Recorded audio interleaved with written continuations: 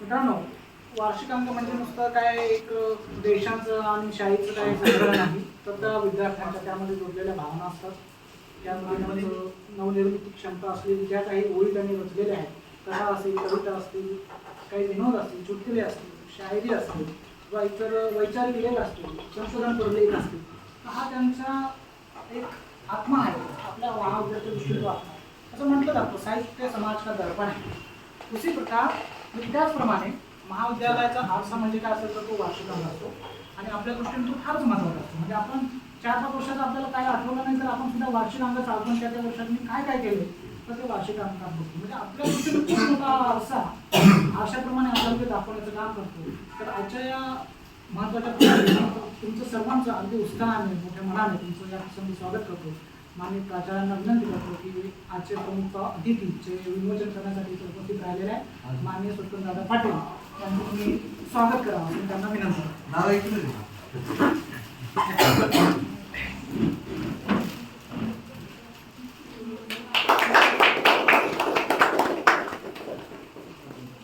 आणि त्यानंतर लगेचच पाहुण्यांना विनंती करतो की त्यांच्या वार्षिक अंकाचं विमोचन करावं.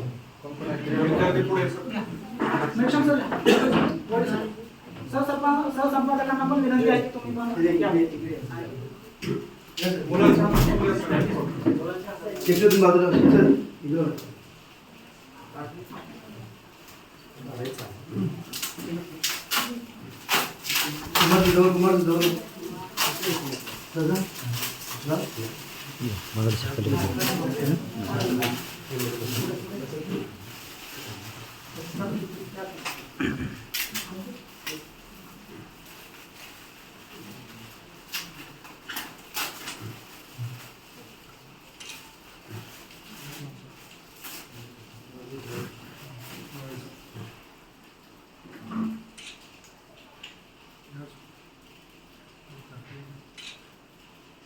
Start.